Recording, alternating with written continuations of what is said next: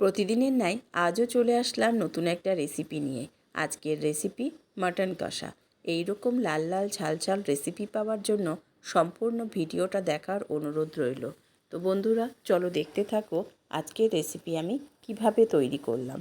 সম্পূর্ণ ভিডিওটা দেখার অনুরোধ রইল।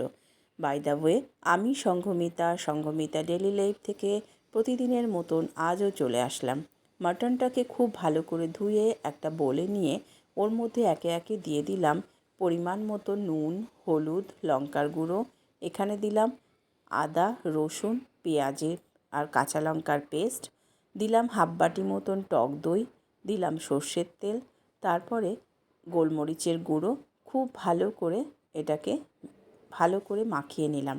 সুন্দর করে মাখিয়ে নেওয়ার পরে এখানে আমি এই 600-700 মতন আছে আমার মাটনটা।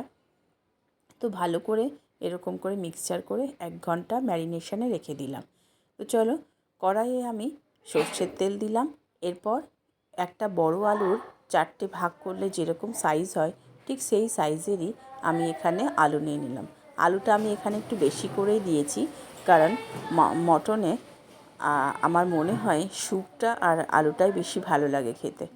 তো তারপরে সেই আলুটাকে সুন্দর একটা কালার দেওয়ার জন্য একে একে ওর মধ্যে দিয়ে দিলাম নুন, হলুদ আর একটু লঙ্কার গুঁড়ো, শুধুমাত্র কালারের জন্য।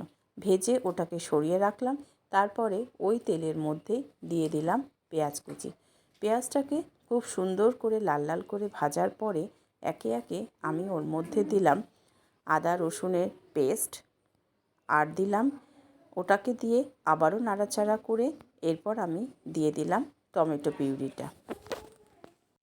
বেশ ভালো করে কষার হয়ে গেলেই টমেটো পিউরিটা দিয়ে আবারও ভালো করে নাড়াচাড়া করতে থাকলাম, কারণ টমেটোর যে একটা কাঁচা গন্ধ থাকে সেটা যতক্ষণ না বেরিয়ে যাচ্ছে ততক্ষণ মাটনের টেস্ট আসবে না। এরপরে আমি দিয়ে দিলাম ম্যারিনেশন করা মাটনটা। সেটাকে দিয়ে আবারও সুন্দর করে কষতে থাকলাম। কষতে কষতে যখন মাটন থেকে যেই তেলটা বেরিয়ে আসবে তখন আমি মাটনটাকে আমি এখানে কেউ কড়াইয়েও করতে পারো, আবার কেউ প্রেশার কুকারেও করে নিতে পারো। অর্ধেক আমার তৈরি হয়েই গেছে, বাকি অর্ধেকটা করার জন্য আর আমার কাজের সুবিধার জন্য চটজলদি করার জন্য আমি এটাকে প্রেশারে ট্রান্সফার করে দিলাম।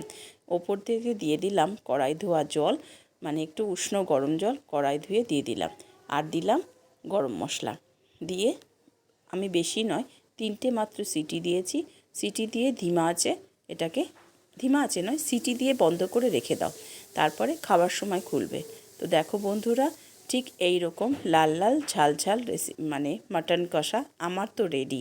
তো বন্ধুরা, এতক্ষণ পাশে থাকার জন্য অসংখ্য ধন্যবাদ, আর সম্পূর্ণ ভিডিওটা দেখার জন্য আর সুন্দর সুন্দর কমেন্টের অপেক্ষায় থাকলাম। যদি ভালো লেগে থাকে লাইক শেয়ার কমেন্ট করে পাশে থেকো।